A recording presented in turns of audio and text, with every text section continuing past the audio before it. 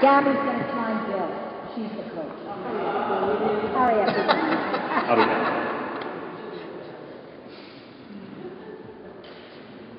December 21st, 1988. Pan Am Flight 103 takes off from Heathrow, London, en route to JFK, New York. Flies north into the night sky, gets to a speed of about 470 miles an hour, crests at 31,000 feet, when an explosion occurs. A hole is blown into the side of that ship that immediately destroys all navigation, all controls, all communication, any ability to fly this plane at all.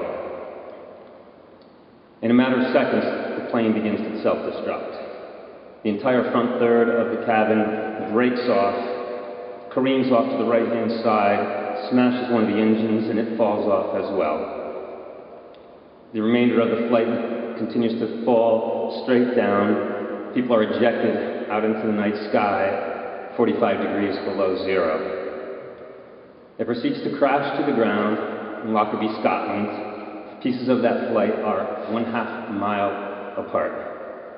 270 people die, the entire crew, all the passengers, 11 unfortunate souls were on the ground in Lockerbie, including and returning for the holidays.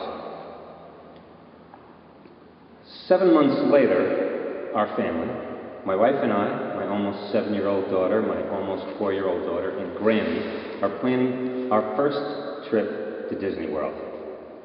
It's going to be an exciting trip. It's going to be a fascinating time. The kids, the girls can't wait to go to Disney World.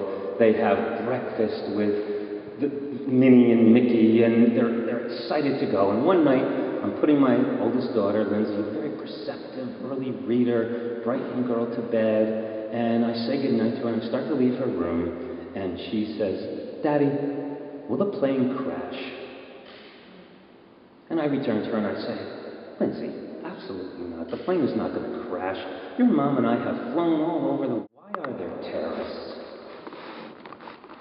Now, this question, I don't have an answer for. I can't reassure her in the same way that I can that the flight is going to be safe. And I return to her bed, completely useless as far as my response, and I say to her, "You trust Mom and I.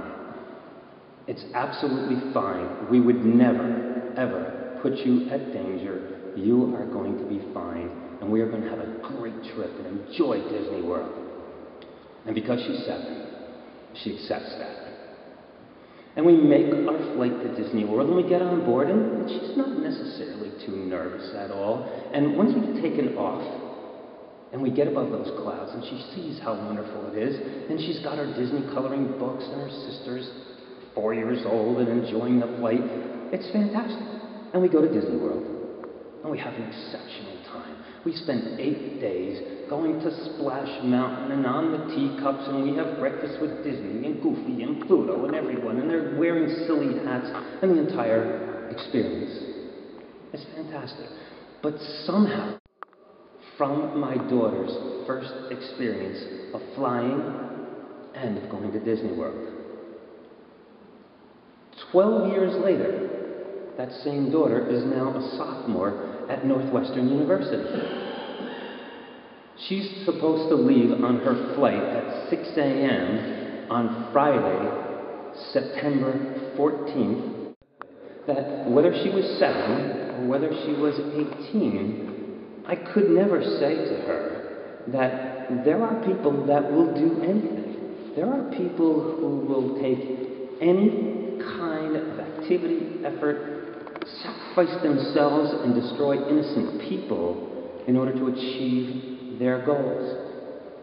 So here we are in 2001, experiencing the tragedy of Lockerbie, and 12 years later in New York City, and realizing that somehow all of our lives and our small lives in Oxford, Connecticut, are still affected by that. And to this day, If someone asks me that question, I don't have an adequate answer to why is there terrorism.